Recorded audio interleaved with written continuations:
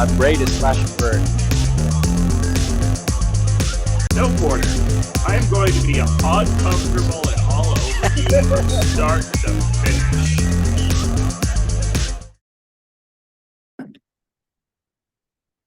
Hello, everyone, and welcome to another episode of Outside of the Box. And as you may know or may not know if you're new to the show, I have had Referee John on in the past, but we've finished a new season, and we've had some rules changes, and I think it warrants a new discussion. So I'm happy to have you back on the show, John. Well, thanks for having me. I'm glad to be here. And yeah, let's get into these rule changes. What were they again? I know the seasons, like, there's so many things that happen. Sometimes it's really hard to even remember. But there were definitely a couple of prominent ones that I think stemmed from some of the things that happened in World Championship VI. And I think that BattleBots did a really good job at discussing that through with the builders and trying to come to a place where I think that it was more enjoyable for builders and fans both. One of those, probably the biggest one to me, was getting rid of this whole crab walking idea, because to me that was always something that was very subjective, like, what is crab walking, what's going on, but like limiting it to, okay, as long as there's like some kind of transitional movement happening, then the fight continues. Did you find that as a referee to be easier to make those decisions? And did you find that added value to how the actual fights played out? Yeah, the crab walking rule has always been one of the most difficult because it's really left up to the interpretation of the individual referee. And having it now the way it's written is it really puts the onus on the other team, on the teams, to decide the winner versus the referee. I hated having to make that decision, having to make that call. And now we can let the fights go a lot longer. I think it also changes the strategy for the teams a little bit. And of course, they'll never agree with our call if we're calling them out, but it does. It absolutely makes it easier.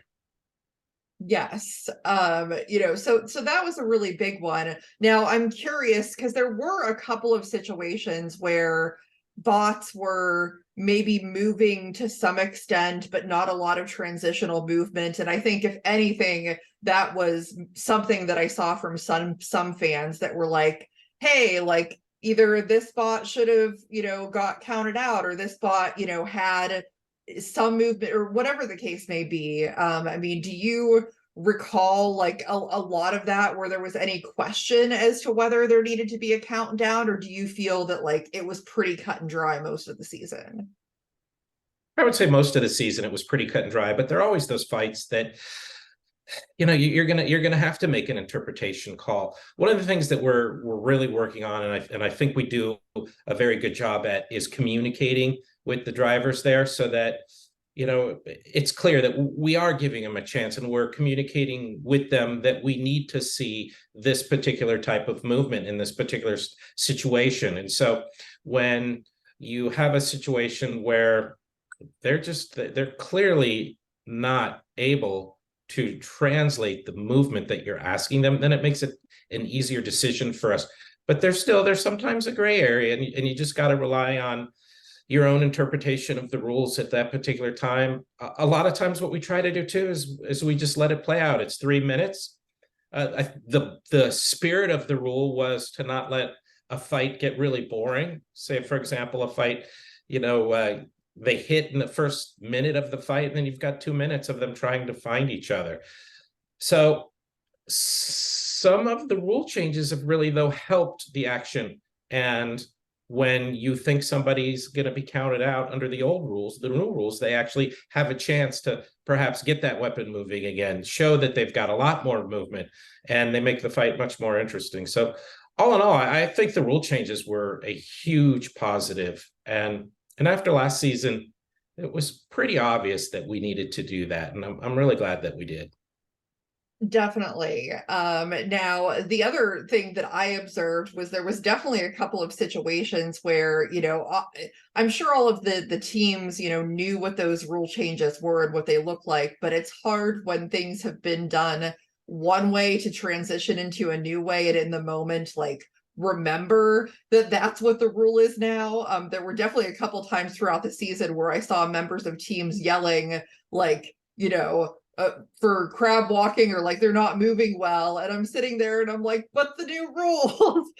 Did you notice a lot of that confusion happening periodically to kind of make that adjustment?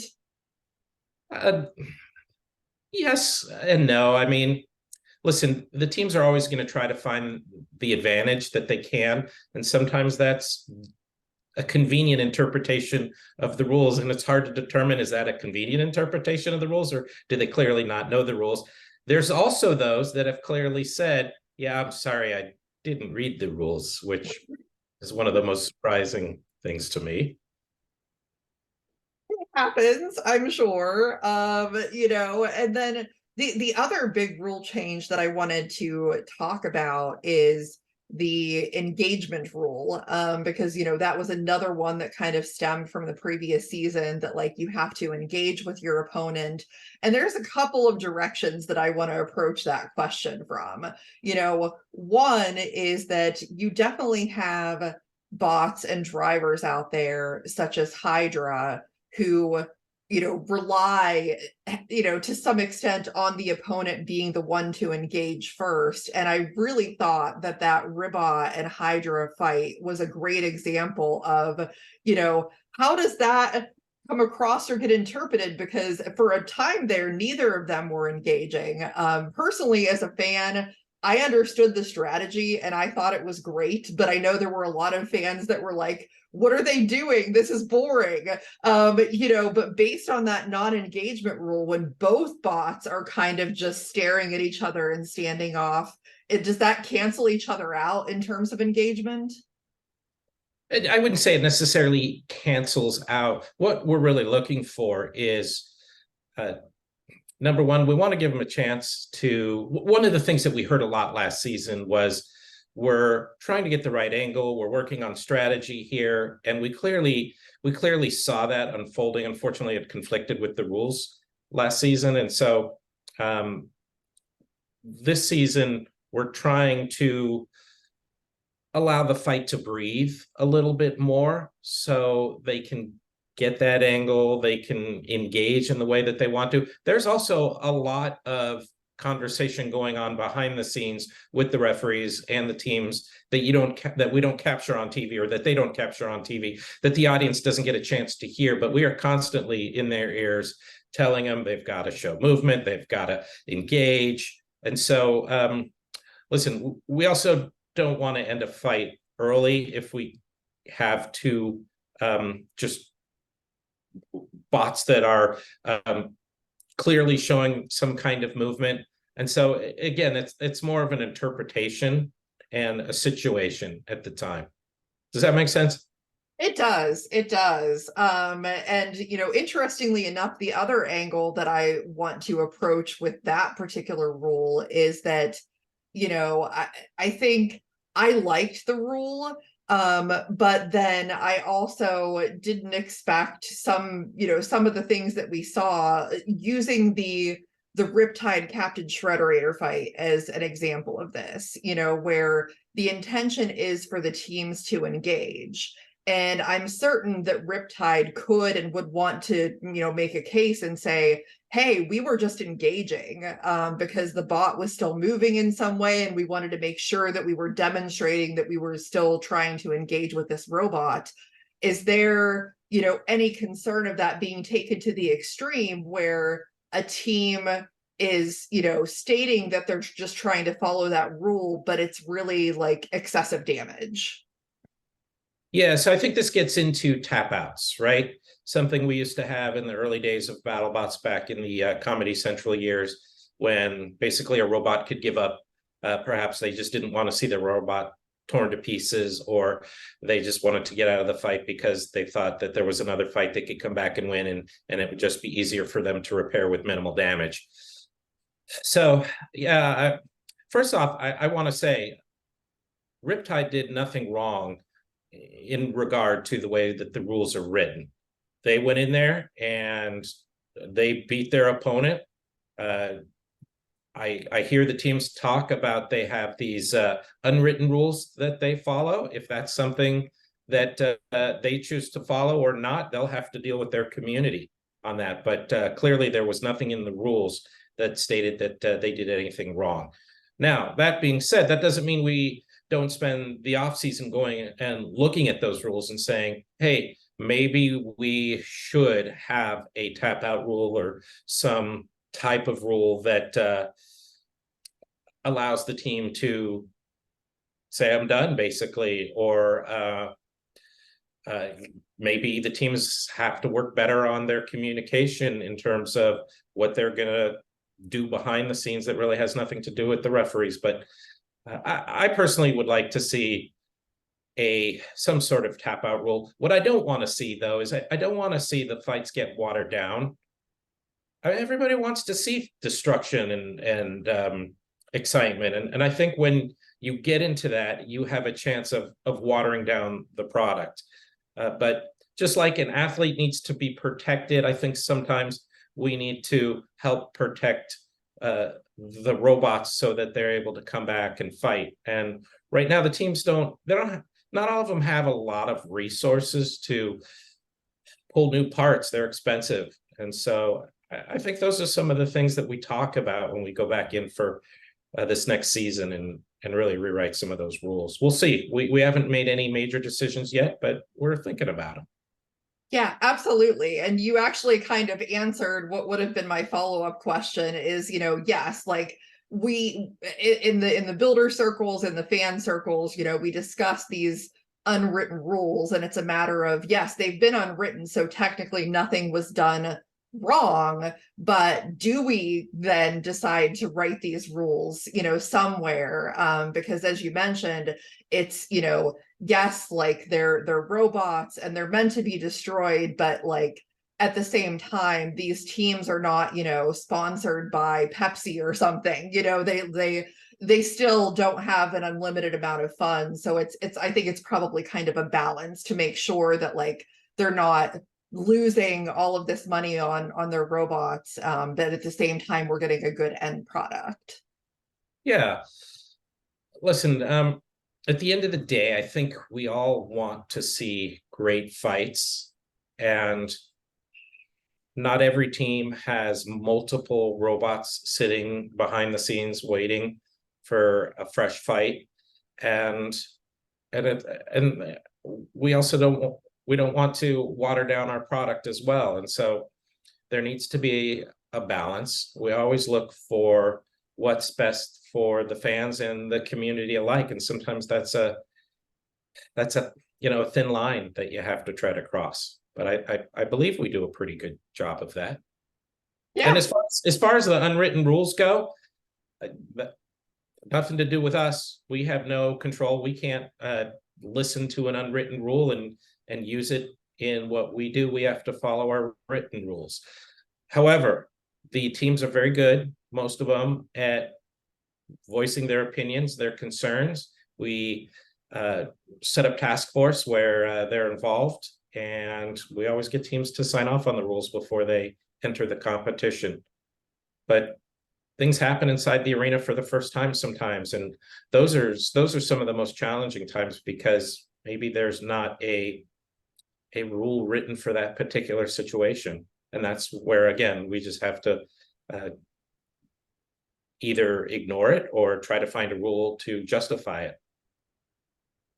100%. Now, I'm really curious, with some of the other changes to, your take on it, because obviously this past season, you added an additional referee, which, I thought was great. And I'm just curious to hear you talk about like the wonderful job that I think was done and how that dynamic, changed things on the referee side.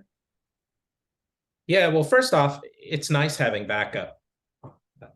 We had Mike, who we lost a couple years back, and then during that time, we had a chance to train Dave Sanfilippo.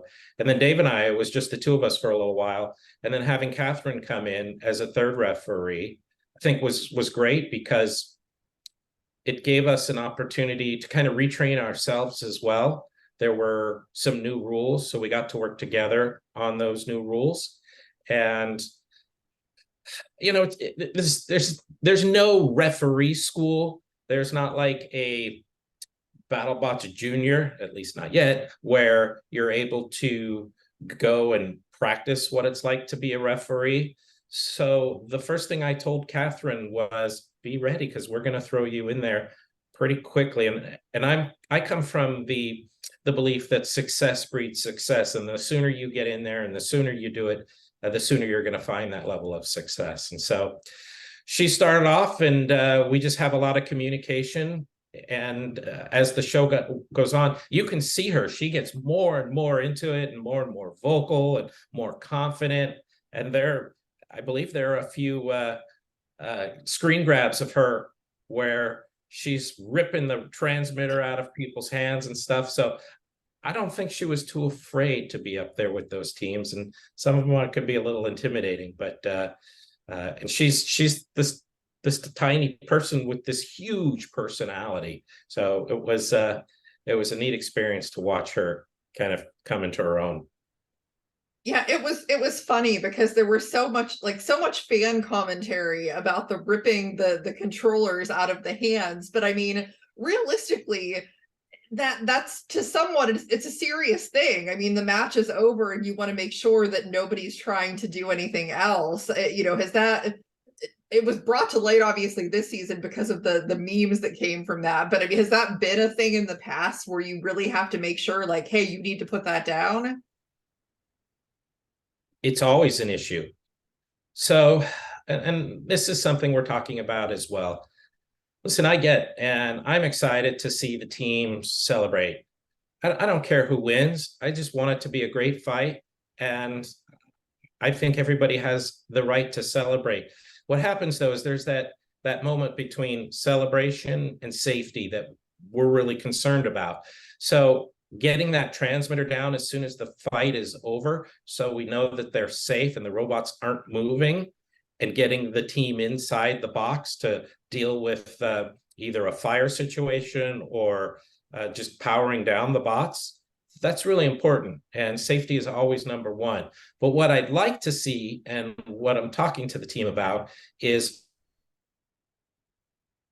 where the teams have a chance to celebrate, jump up and down, do their thing, and then get that transmitter down. But because we don't have that, they're supposed to put their transmitters down as soon as the fight is over. But I think it's human instinct to jump for joy, or to be disappointed and put your head down and talk to your teammates, or upset, whatever the case may be. It's just human nature to react. And so what I'd like to do is find a little buffer and allow both things to happen. Yes, that would be ideal, so hopefully there's some kind of happy medium that can be reached on that front. Now, something else, when we're talking about, again, with the changes, I know that the match steward is kind of a more of a, judges type of situation. But at the same time, how, helpful was it to have Mike Jeffries there as just someone in the mix to kind of help with managing stuff going on with the builders, making sure that there was communication with everyone. I mean, I talked to him and it seemed like that was a really successful thing for BattleBots this past season. Yeah, Mike is great. Having Mike there is, I feel like he's just an extension of our referee team. What he does with the teams, the interaction he has with them, I never see. I hear about it sometimes after the fact, so I'm not going to comment on that. I can just tell you that, after a match, I'll go over to Mike and I'll say, this was my interpretation of the rules, and we have a conversation about it just to strengthen that was the right call to make, or what some potential other interpretations could have been. And he's really good at doing that. And for his first season, oh my God, I mean, the guy came in there and he had, I mean, I felt like he had been sitting up there for several seasons now because he's just so good in it. And I guess his builder's experience has really brought a lot to him in terms of his tool bag. Yes. I mean, I think resoundingly from what I've heard from the builders and really everybody, they were really happy to have him on board. So I think that was a really good thing. Now this, World Championship VII overall, I mean, I think that I've heard from a lot of fans that they feel that this was one of the best, if not the best, seasons ever of BattleBots. And also the finals in particular, kind of a lot of the same sentiment. For you as just a referee and being there and watching the matches, what are the things that you feel kind of contributed to this being such an amazing season? Yeah, that's a great question. I think number one, their driving skills have gotten really good. They don't have a lot of chance to practice because there's no safe environment to do so. And so when you've had multiple seasons under your belt, you become better and better at what you do. I also think they're becoming better engineers and better strategists. You can clearly see now that they have a plan when they go into a fight of how they want to approach it, and they execute on that plan. Also, the robots are much more powerful than we've ever seen before. They can take a beating like we've never seen before in many cases, not in all, but we see just such intense power. And for a robot, for me, I love seeing a robot just going at it, two robots going at it, and to be able to survive the impact or the flip, the flame, whatever the case may be. It's just so exciting and so great for the sport to see a robot not get beaten within the first minute of the fight and for it to go almost the distance of the fight. I never like to see it go to the judges just because I think it's better for the drivers to know that they finished it in the box and not leave it up to somebody else for interpretation.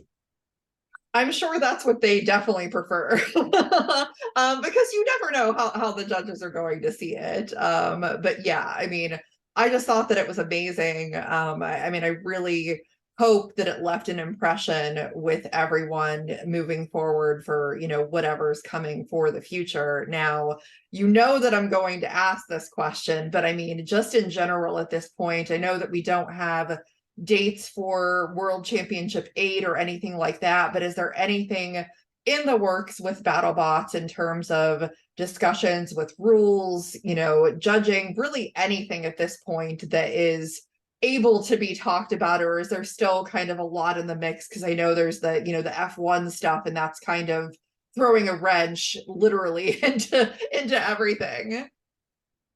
Yeah, there's lots of discussions still going on. Let's see, can I tease some things? I think I teased some things already. I'd be curious to see in the comments if anybody picked up on anything. But we're constantly trying to make the fights more fair, more interesting, and have better communication. You brought up the fight with Shredderator and see, they all blend together, these bot names. Who was the controversial fight this year? Shredderator and Riptide. And Riptide, thank you. So there was some question as to whether or not Riptide did something behind the scenes. I don't know if they did. Not something that I'm looking out for, because what I'm looking out for is what's happening in the BattleBots arena.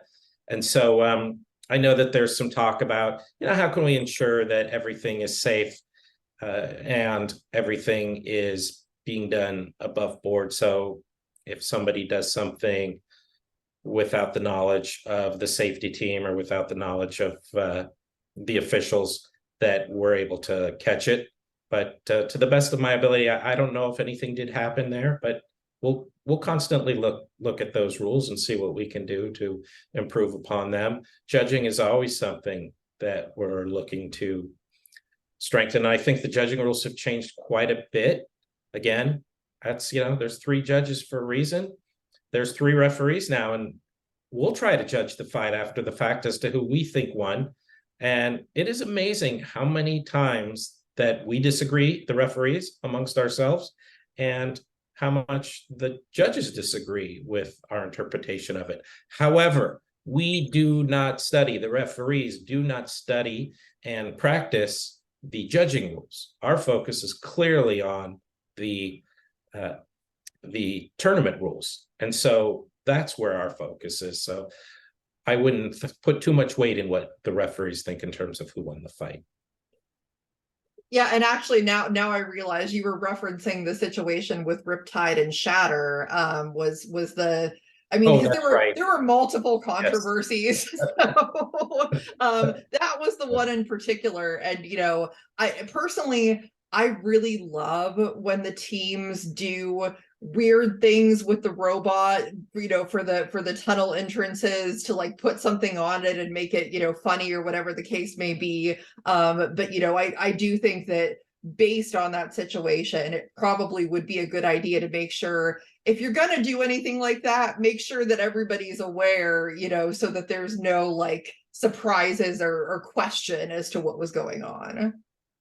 Yeah, and that was the first time I believe that had come up. So, and having Mike there, we really need two Mikes, and maybe that'll happen in this next season. We need somebody that's there with the teams in the pits, and we need somebody that's ringside, arena side, box side. That's what it is. It's all about. Exactly. It's wrong yes. Direction. Yes. Yeah, that right there. We need somebody outside the BattleBots. Exactly. I mean, there's so much going on that I think always having extra pairs of eyes is a good idea, just to be on the safe side and make sure that everyone's aligned. So, yeah. Oh, you asked a question earlier and you bring up a good point, an extra pair of eyes.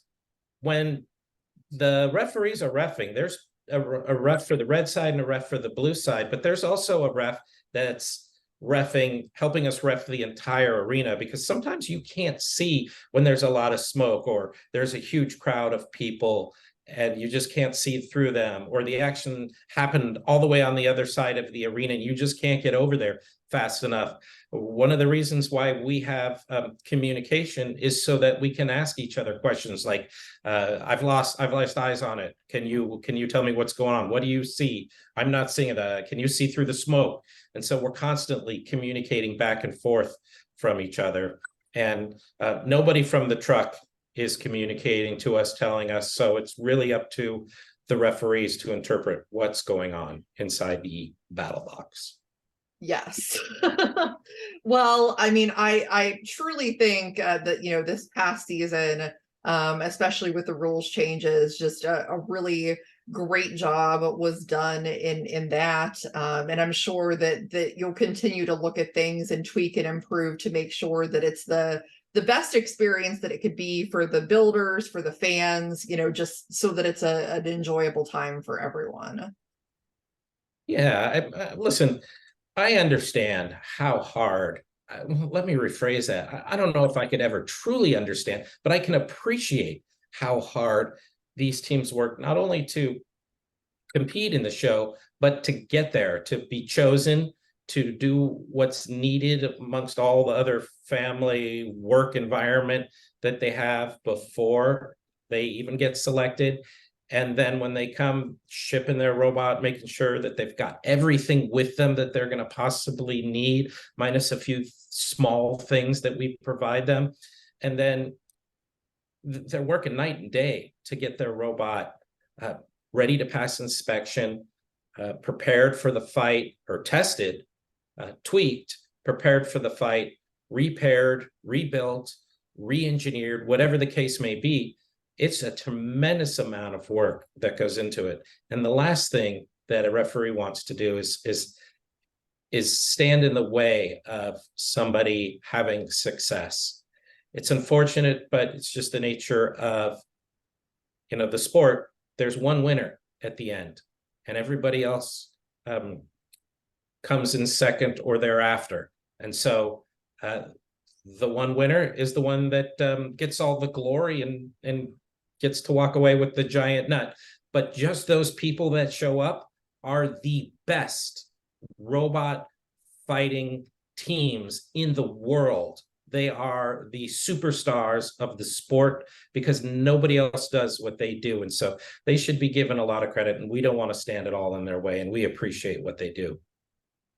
Absolutely. Well, I am certainly looking forward to the Golden Bolt. Whenever that happens. I was fortunate enough to be there for part of that, and I think that fans are going to see some just amazing fights. Like the greatness of this season is not finished. There's so much more to come.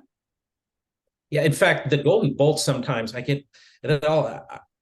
Literally, we do, I don't know what, 150 fights, 160 fights, and it all kind of jumbles together in my head, and I forget which one was the Golden Bolt, which one was the World Championship, because they all bring their top game and they all want to win just as bad. So the Golden Bolt Championship is no less of a major award than the World Championship is. And so they're great fights. I'm really looking forward to seeing them on TV, and I think the fans are going to truly enjoy them.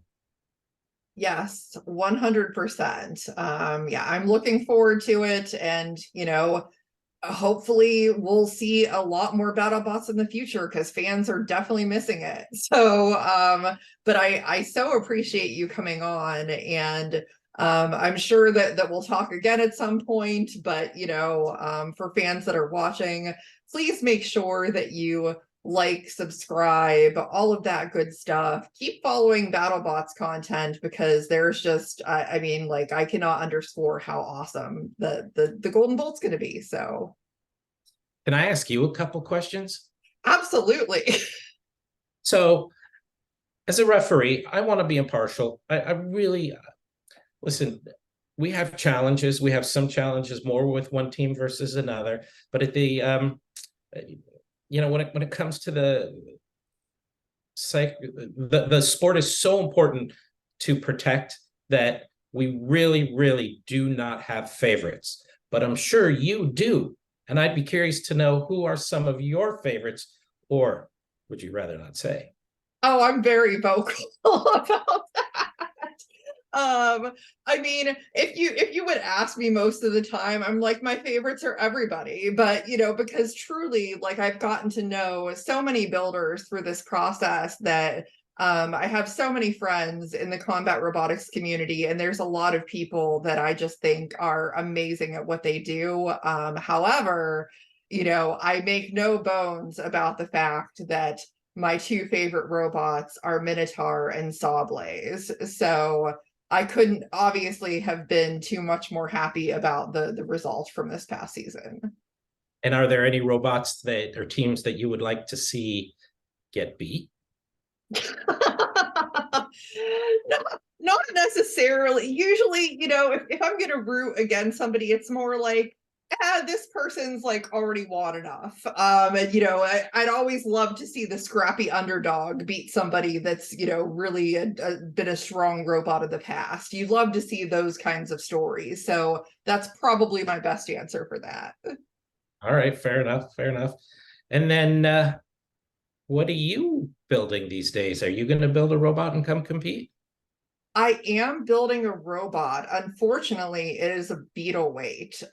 So it will not be competing at BattleBots. However, it will be competing at NHRL in September. So very exciting to kind of get into this a little bit and see the perspective of the builders and all of the work that they put into building these robots at any level, really. Wouldn't it be great if BattleBots had some lower weight classes, and if maybe they made it accessible and available to just about everyone in the world? Wouldn't that be really cool? It would be really cool. I would be 100% on board with that. I mean, I always like to say on this show, and that's a big reason why I cover, different leagues and stuff like that, is because BattleBots is great, and there's the things that are really special about that, but there's also something special about having a league where it is accessible, that anybody can build a robot and compete with it and, feel like they can do it and they can be part of it. And that's certainly something that, I've felt from the community, and I hope to continue to see more of that, for people everywhere to have that opportunity. You know what? Back in the, let's see, was it, I think it was 2 summers, maybe it was last summer, we had this special event. Amazon hired us to be their entertainment, and Zach and Diana were there with their robot, but they also brought their Bot Bash set, and I actually got a chance to play. I got to be a driver. I got to play against Zach, and that was so much fun. And ever since then, it occurred to me, I think just about everybody would love the opportunity to kind of have a BattleBot experience, and that was mine. And so maybe someday we'll all have a BattleBot experience of our own. Hey, that sounds great to me. So any fans that are watching this, if you think that would be cool to, get to have a BattleBot experience, please post that in the comments. These are, great ideas and things that I would love to see. Cool. Well, thank you for answering my questions. That's all for now. I'll try to take one for next time. Absolutely. Well, everybody keep watching, and maybe next time someone else will interview me. We'll see how that goes. But yeah, just keep supporting combat robotics, and we'll see everybody next time on the show. Show me movement. I gotta